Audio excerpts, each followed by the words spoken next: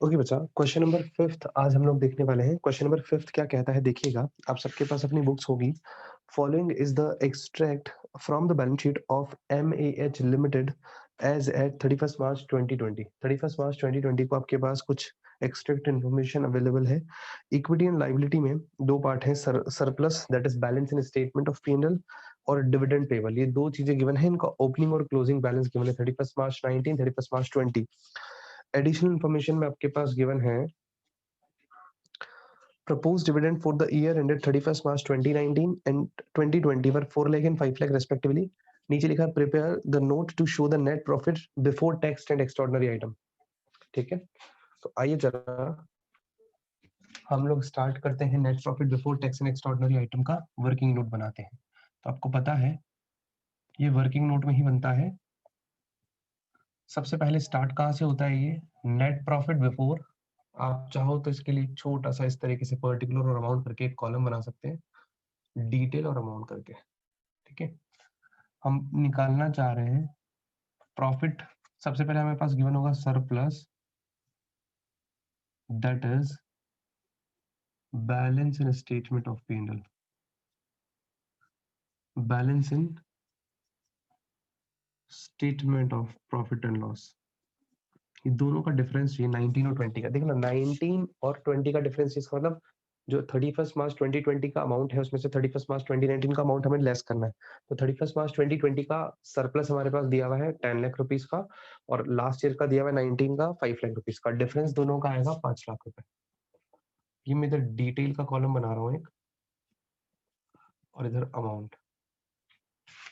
ठीक है, इसमें ऐड होंगे आइटम्स। कौन कौन से ऐड होते हैं? 5 आइटम्स याद रख लो। Transfer to reserve, proposed dividend of previous year which is paid during the year, provision for tax current year, interim dividend paid during the year, extraordinary losses less होगा refund of tax और extraordinary gains।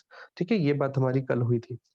आप लोगों को अब ये चीजें याद होनी चाहिए भाई। आज अगर मैं ये पढ़ा रहा हूँ तो इसका मतलब कल जो चीज मैंने पढ़ाई है वो आपको एकदम अच्छे से लर्न होनी चाहिए। अगर वो होगी तभी आप अच्छे से समझ पाओगे, अदरवाइज आप पीछे चलते जाएंगे।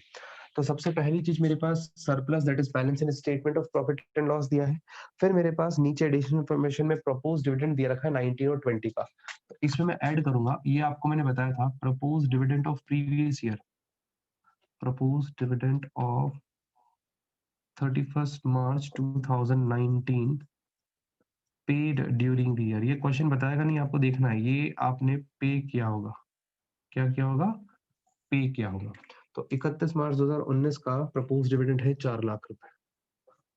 क्वेश्चन में और कोई इन्फॉर्मेशन दी हुई नहीं है। डिविडेंड पेबल यहाँ काम का नहीं है। देखो, डिविडेंड पेबल तब काम का होता है जब पिछले साल का बकाया दिया होता है। हमारे पास डिविडेंड पेबल 31st मार्च 2020 का दिया हुआ है 50,000 रुपए। करंट ईयर का जो डिविडेंड होगा प्रपोज, उसमें से 50,000 रुपए भी अनपेड है, वो पेबल है।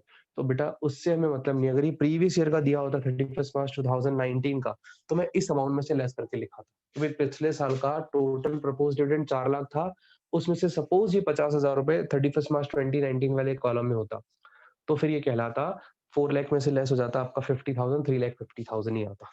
ठीक है, तो मेरे पास अभी ये आएगा, ये कहलाएगा profit before, profit before, profit before की जगह अपन बोलेंगे इसको नेट प्रॉफिट बिफोर,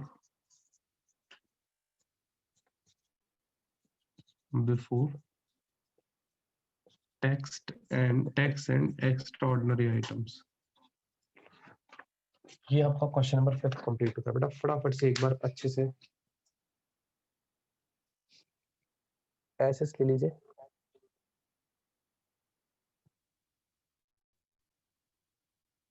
अक्षत कनेक्ट हो रहा है कि जतिन कौन सा कनेक्ट हो रहा है हमारे पास? चलिए देखते हैं।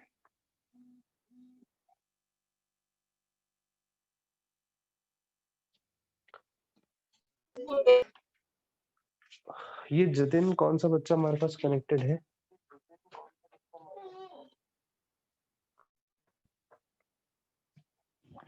ठीक है बच्चों, आपने अपने पास ये क्वेश्चन नंबर 5 नोट कर लिया होगा।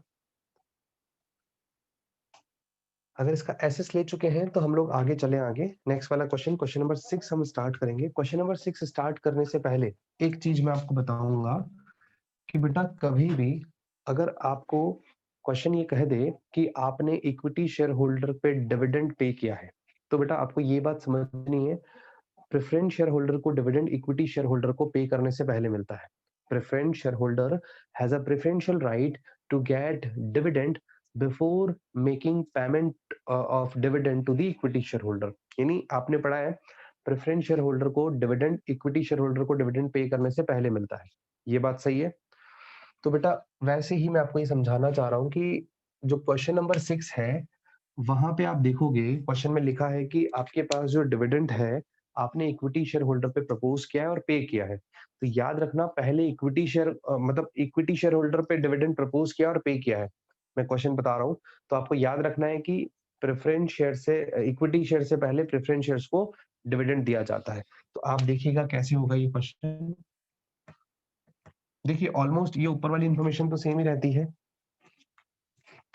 मैं यहाँ पे पहले क्वेश्चन पढ़ लेता हूँ। क्वेश्चन 6 लिखा है, following is the extract from the balance sheet of G limited.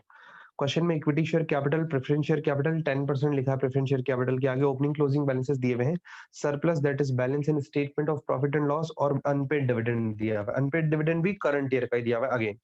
नीचे एडिशनल इन्फॉर्मेशन में दिया हुआ है, propose dividend on equity share for the year 18-19 and 19-20 are 1,60,000 and 2 lakh respectively.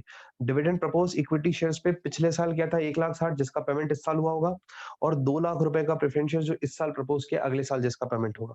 Interim dividend 40,000 equity share holder को आपने पे किया है। तो अब आपको पास यहाँ पे क्वेश्चन में सबसे पहले इन्फॉर्मेशन क्या दी हुई है और क्या कैलकुलेट करना है, वही net profit before tax and extraordinary item. तो बेटा सबसे पहले मैं लूंगा surplus that is balance in statement of P and L का डिफरेंस। 4 लाख रुपए 31 मार्च 2019 का बैलेंस दिया हुआ है और 7,20,000 31 मार्च 2020 का डिफरेंस दिया हुआ है। तो बेटा मैं लूंगा 3,20,000 रुपीज इसका। ठीक है, 4 लाख से 720 हो गया, यानी 3,20,000 रुपीज का आपके पास प्रॉफिट पड़ा है। डिफरेंस निकालना होता है। इसमें ऐड करेंगे प्रपोज डिविडेंड ऑफ 18-19, 18-19 वाला जो प्रपोज डिविडेंड है वो ऐड करेंगे, बिकॉज ये इस साल पे होगा, पे ड्यूरिंग द ईयर। ये कौन सा वाला है प्रपोज डिविडेंड? ये है इक्विटी शेयर होल्डर का। तो सबसे पहले याद रखना मुझे प्रपोज डिविडेंड जो है वो प्रेफरेंस शेयर होल्डर का लेना पड़ेगा, क्योंकि हमें पता है, मैं यहाँ पे एक नोट लिख रहा हूं, मुझे पता है कि प्रेफरेंस शेयर होल्डर्स, पीएसएच मतलब preference share holder has right to get dividend before equity share holder, ईएसएच।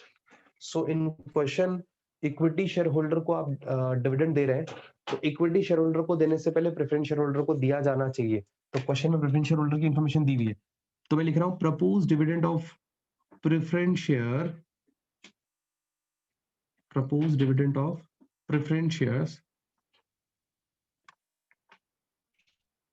of 31st March 2018-19 paid during the year. अब समझना कैसे पे किया जाएगा। पिछले साल आप देखेंगे 31 मार्च 2019 का प्रेफरेंस शेयर्स कैपिटल का बैलेंस है 6 लाख रुपए का। तो बेटा 6 लाख रुपए इनटू 10%, ये परसेंटेज कहां से मिला मुझे?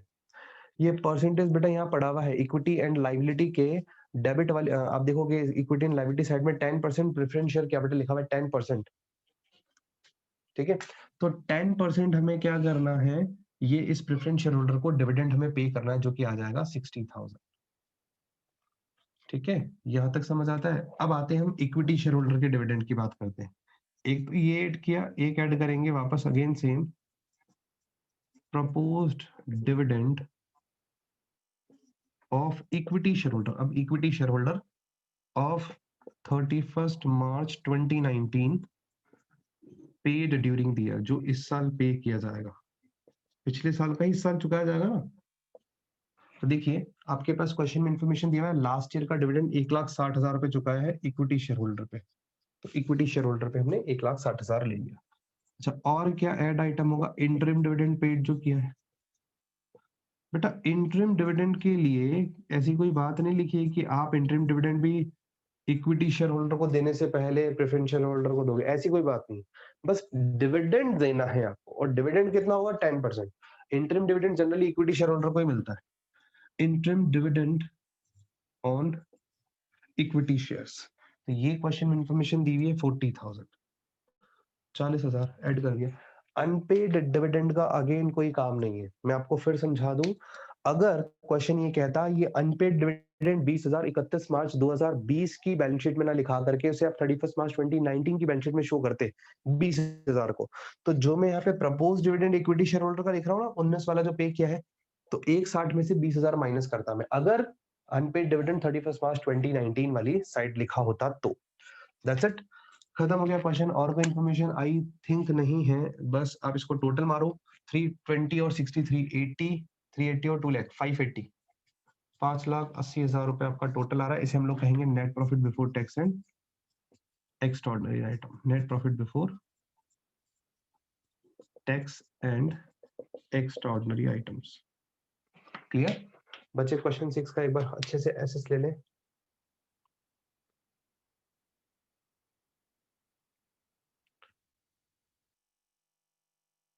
आई होप आप लोगों को ये क्वेश्चन 6 भी क्लियर हो चुका है।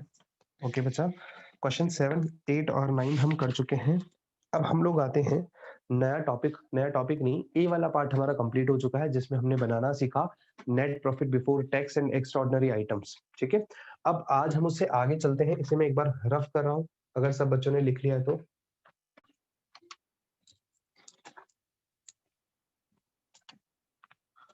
अब आप देखेंगे इसके आगे का हेडिंग हम लोग निकालेंगे।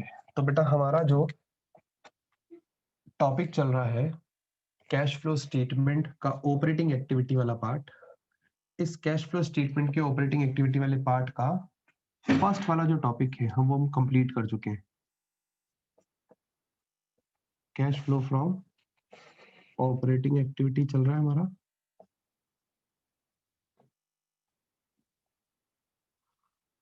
डिटेल्स अमाउंट,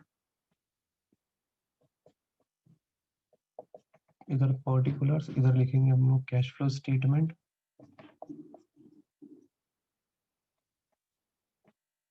अब बेटा कैश फ्लो स्टेटमेंट का हम लोगों ने बताया था आपको कि 5 टोटल आपके पास A B C D E करके पॉइंट्स आएंगे और वो टोटल जैसे ही कंप्लीट होंगे आपका कैश फ्लो स्टेटमेंट आ जाएगा। तो ए वाला पॉइंट तो हमारा कंप्लीट हो चुका है, वो है net profit before tax and extraordinary item. अब जो आएगा इसको कंप्लीट करने के बाद हम लोग करते हैं adjustment for non cash and non operating items. ये बाहर नहीं निकलना चाहिए, आपके इस कॉलम्स में नहीं जाना चाहिए, बट मेरे पास स्पेस नहीं है इसलिए मैं यहीं पे लिखूंगा।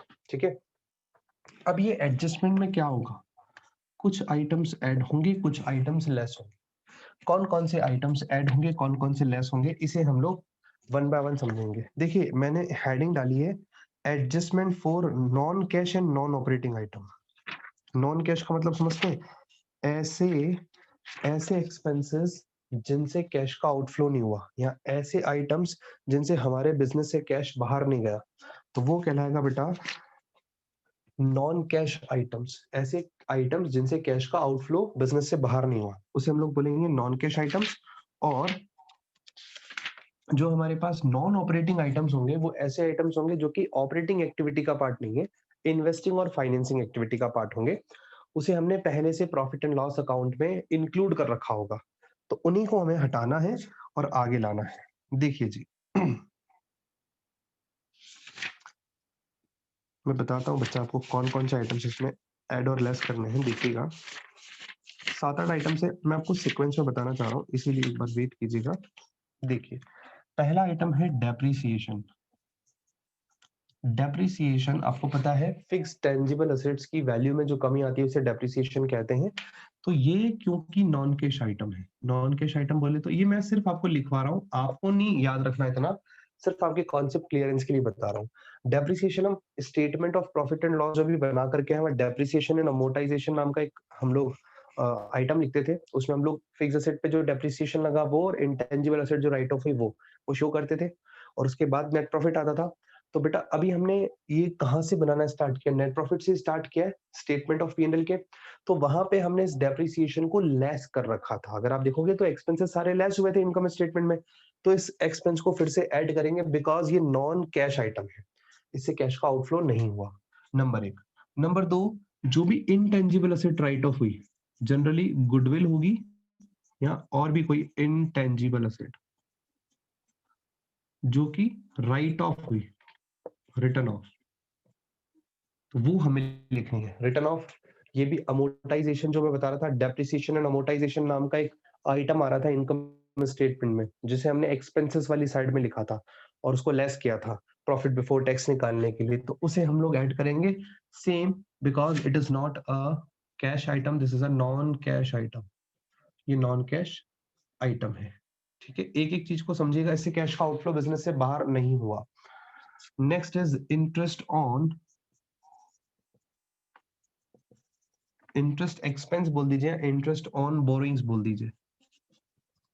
जो भी पैसा हमने लिया, या अब ये हो सकता है लोन लिया बिजनेस के लिए आपने, हो सकता है बैंक से ओवरड्राफ्ट, आपने लिमिट एक्सेस करवाई, और हो सकता है कि आपने ये पैसा जो है डिबेंचर्स इशू करके लिया हो। जो भी आपने इंटरेस्ट पे किया है वो इंटरेस्ट यहाँ जाएगा, इंटरेस्ट ऑन बोरिंग्स यहाँ आएगा। मैं इस चीज को एक बार हाईलाइट कर रहा हूँ because it is a financing expense, financing activity का पार्ट है ये फाइनेंसिंग एक्टिविटी में जाएगा। जब मैं आपको फाइनेंसिंग एक्टिविटी पढ़ाऊंगा, वहां पे मैं इस वाले आइटम को लेस करूंगा, इधर तो ऐड कर रहा हूँ, फाइनेंसिंग एक्टिविटी में मैं लेस करूंगा।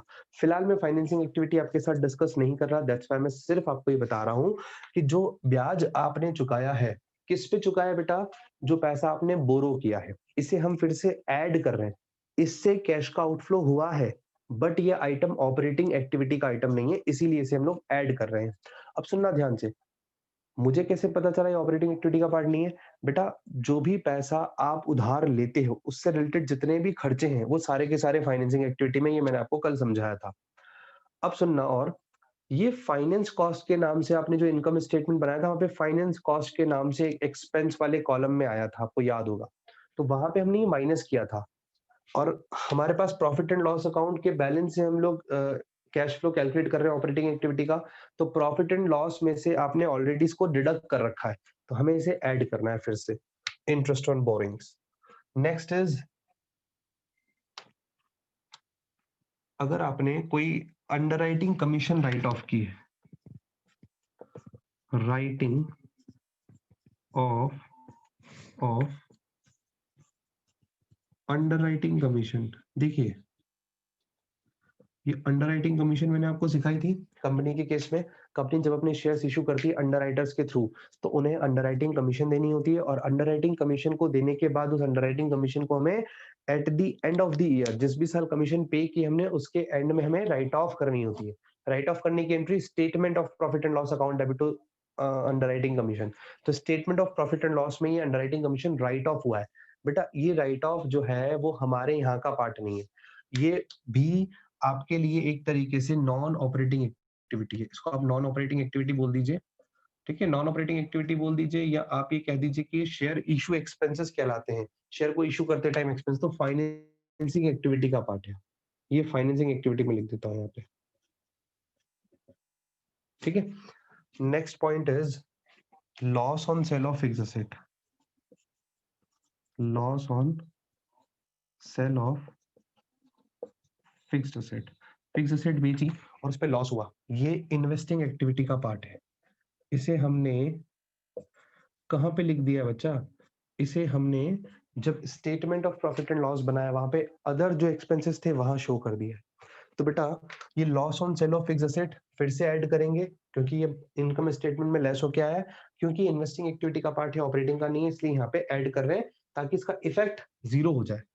इसे मैं इन्वेस्टिंग एक्टिविटी में, कहाँ पे, इन्वेस्टिंग एक्टिविटी में डायरेक्टली सेलिंग प्राइस जब लिखूंगा ना, उसमें एडजस्टेड होगा ये। ठीक है, फिर आता है increase in provision for doubtful debts, increase in provision for doubtful debt. बेटा इंक्रीज इन प्रोविजन, प्रोविजन जब बढ़ता है, आपने नया प्रोविजन बनाया, पहले 10,000 का प्रोविजन फॉर डाउटफुल डेट्स था, 15,000 को हो गया, 5,000 बढ़ा। बेटा प्रोविजन आपने पैसा अपने पास ही रखा है, उसका आउटफ्लो नहीं हुआ, तो ये नॉन कैश आइटम है, मतलब इससे कैश का आउटफ्लो नहीं हुआ, बिजनेस के बाहर नहीं गया कैश, नॉन कैश आइटम। ठीक है, ये आपके पास 1 2 3 4 5 6 आइटम्स ऐड हो गए इसमें। ठीक है बच्चा, फटाफट से सब बच्चे इतना इतना लिख लें। इसमें से 4 आइटम्स लेस भी होते हैं, ऐड पहले 5 आइटम्स फिर 4 आइटम लेस होंगे। वो लेस आइटम कौन कौन से होंगे मैं इसी के बाद लिखूंगा, एक बार सब बच्चे इतना इतना एसेस ले लें।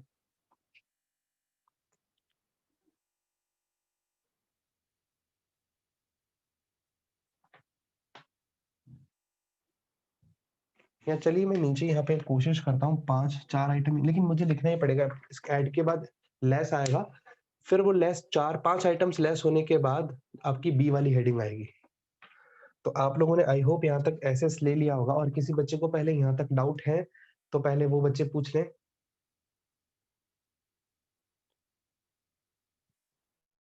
किसी बच्चे को डाउट नहीं है? चलिए जी, तो हम लोग एक बार इसे हटा देते हैं यहाँ से।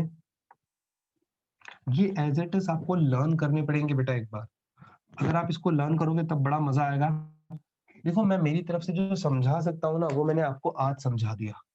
ठीक है, इसके बाद तो आपके पास नेक्स्ट ऑप्शन यही है कि अगर आपको याद नहीं रहते तो अब याद ही करना पड़ेगा, और याद करने के बाद ही क्वेश्चन सॉल्व होगा, ये तो आप मान के चलिए। अब इन्हीं में से कुछ आइटम्स लेस होते हैं, कौन कौन से? एक तो जो हमें इंटरेस्ट रिसीव हुआ है। अब इंटरेस्ट किस पे रिसीव होगा? हमने कहीं इन्वेस्टमेंट कर रखा होगा, हमने डिबेंचर्स ले रखे होंगे किसी कंपनी के, बैंक में एफडी करवा रखी होगी, वहां से इंटरेस्ट मिला। डिविडेंड रिसीव हुआ, ये डिविडेंड रिसीव, हमने किसी कंपनी के शेयर्स खरीद रखे होंगे, उस पे हमें डिविडेंड मिला होगा। रेंट रिसीव, हमने हमारी प्रॉपर्टी किसी को किराए पे दे रखी होगी, वहां से हमें रेंट मिला होगा। ये तीनों की तीनों आइटम्स जो है ना, ये इन्वेस्टिंग एक्टिविटी के, इन्वेस्टिंग एक्टिविटी का पार्ट है। समझ गए बच्चों? तो इन्वेस्टिंग एक्टिविटी में ये प्लस होंगे, यहाँ पे माइनस हो रहे हैं लेकिन वहां प्लस होंगे। ये जब हमें मिले थे तो हमने statement of profit and loss में प्लस कर दिए थे इन आइटम्स को। आपको याद होगा अदर इनकम, अदर इनकम में मैंने आपको ये चीजें लिखवाई थी। तो बेटा अब इन्हें लेस करना है, जस्ट बिकॉज ये ऑपरेटिंग एक्टिविटी का पार्ट नहीं है, इसीलिए ये इन्वेस्टिंग में जाएंगे, वहां पे प्लस होंगे। और क्या होगा? Gain on sale of fix asset, कोई असेट बेची उस पे गेन हो गया, तो बेटा ये भी इन्वेस्टिंग एक्टिविटी का पार्ट है, ये इन्वेस्टिंग एक्टिविटी में जाएगा। अब कैसे जाएगा? ये सेलिंग प्राइस में एडजस्ट होके आएगा। जैसे लॉस और प्रॉफिट दोनों जो होते हैं, लॉस तो प्लस किया हमने, फिक्स एसेट पे बेचा, जो लॉस आया तो उसे प्लस किया, और गेन जो आया उसे लेस किया, क्योंकि लॉस को हमने स्टेटमेंट ऑफ P&L बनाते टाइम माइनस किया था, प्लस करके हम लोग लॉस से बाहर आ गए। गेन को हमने पहले प्लस किया था तो उसको अब हम माइनस कर रहे हैं statement of profit and loss से, क्योंकि हम लोगों को चाहिए क्या? ऑपरेटिंग आइटम्स से जो कैश इनफ्लो है, आउटफ्लो है, वो फाइंड आउट करना है। तो पहले इसीलिए हम इसको नलीफाई कर रहे हैं, इसके इफेक्ट को रिमूव कर रहे हैं। और लास्ट है decrease in provision for doubtful debts, provision for doubtful debts जो डिक्रीज हुआ है ना, वो यहाँ पे आएगा। इससे भी आप समझ लीजिए कि नॉन कैश आइटम है, कैश का आउटफ्लो थोड़ी हुआ है। बस इतने आइटम्स आने के बाद आपका बी नंबर का हेडिंग आएगा, बी नंबर का पॉइंट आएगा, उसे हम लोग कहते हैं operating profit before working capital change. Operating profit before working capital change, working capital change. एक बार सब बच्चे यहाँ तक लिख दीजिए, वर्किंग कैपिटल चेंज अपन लोग लिखेंगे यहाँ पे, ये जो अमाउंट आएगा इसे हम लोग यहाँ लिखेंगे डिटेल वाले कॉलम। ठीक है, एक बार सब बच्चे इतना इतना अपने पास नोट कीजिए। ये हमारा बेटा पहले आज का टॉपिक है, पहले आज हम लोग इतना पढ़ेंगे। एक क्वेश्चन छोटा सा करेंगे पहले, या 2 क्वेश्चन जितने भी हो पाएंगे वो करेंगे, और फिर हम लोग आगे चलेंगे।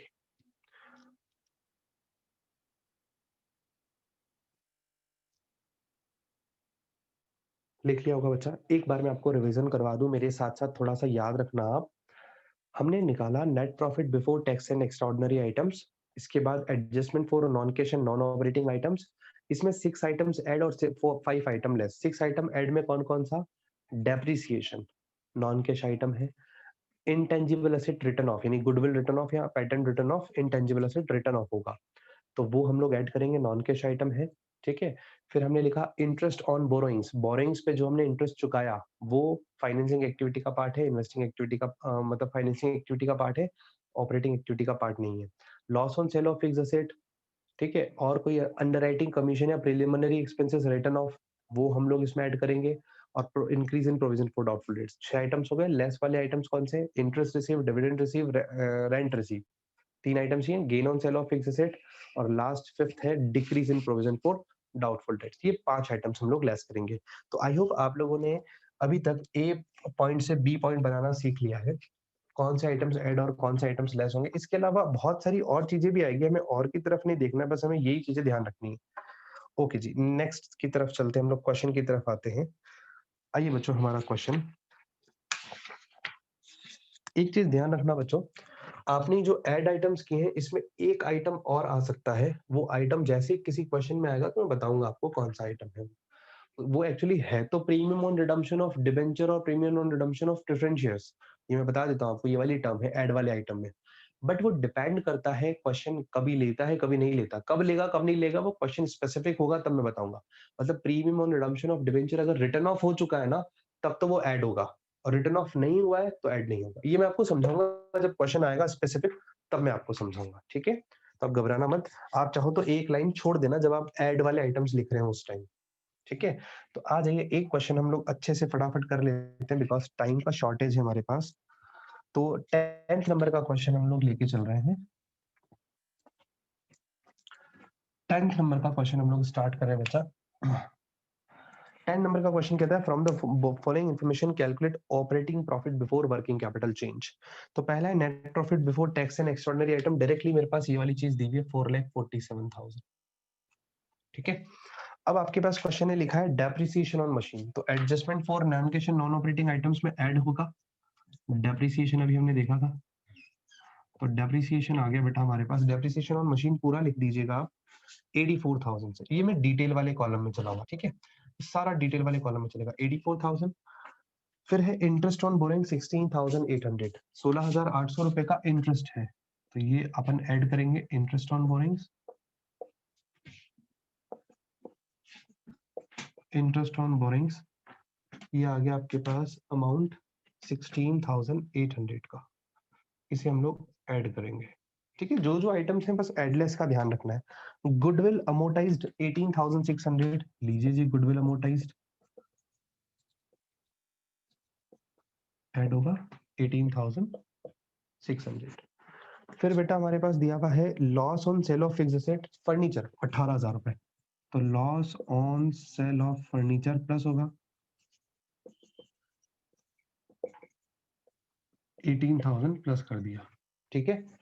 Next item is premium on redemption of preference shares. अब देखिए यहाँ पे आ गया premium on redemption of preference shares 6,000 rupees शायद, हाँ इसको फिलहाल मैं छोड़ रहा हूँ, समझाऊंगा आपको मैं।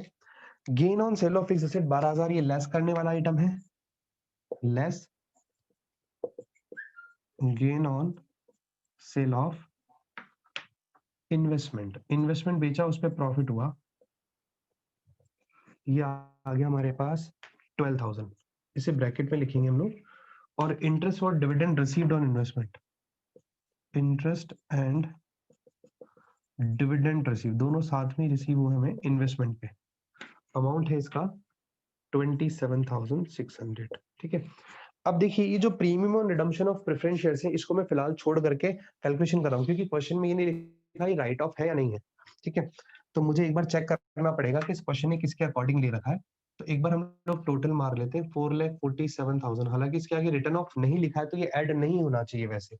इन सब आइटम्स को ऐड करते हैं, 84 और 16 90, 1 लाख 1 लाख 18, 1 लाख 36, 1 लाख 37,400, ये ऐड होगा 7 7 14 एक हासिल 8 584, यहाँ तक अगर मैं ऐड कर दूं तो ये आता है 5,84,400, इसमें से लेस कर दूं 12 और 27 37,600 रुपए, आंसर आएगा 0 0 14 में 6 गया 8 बचेगा 3, 13 में 7 गया 6 बचेगा 7 में से 3 गया 4 और 5, 546,800, 546,800। एक बार बच्चा क्वेश्चन का आंसर चेक कीजिएगा, 10th वाले क्वेश्चन का 546 आ रहा है क्या? नहीं जी, ये आ रहा है 544,800। मुझसे मिस्टेक हुआ है कि 2000 का, क्योंकि 6000 तो नहीं है, 16,000 16,000 रुपीज जो है, और 2000 रुपए का फर्क आ रहा है, 6000 का फर्क नहीं आ रहा है। मेरे से टोटल में मिस्टेक हुआ है। 84 और 16 होता है हमारा 90, 1 लाख, 1 लाख 18, 1 लाख 18 और 18, 1 लाख 36, 1 लाख 36, 1 लाख 37,400। ये मैंने ठीक ही किया। एक बार कोई बच्चा प्लस कर दीजिए फटाफट, इन दोनों अमाउंट को प्लस कर दीजिए। 584,400 इसमें से, अच्छा सॉरी, ये यहाँ पे गलत है, 39,600 लेस होगा, 39,600। तो ये बेटा मेरे पास सेम आ जाएगा। 0 0 14 में से 6 गया 8, 13 में से 9 गया तो 4। मेरी क्लास चल रही है। 13 में से 9 गया 4, 7 में से 3 गया 4, 144 544,800। ये आंसर आ गया बेटा। देखिए इस क्वेश्चन में आपको मेरा बेटा सुनिएगा, तो ये आपके पास आ गया, वॉइस आ गई, वॉइस आ रही है ना बेटा?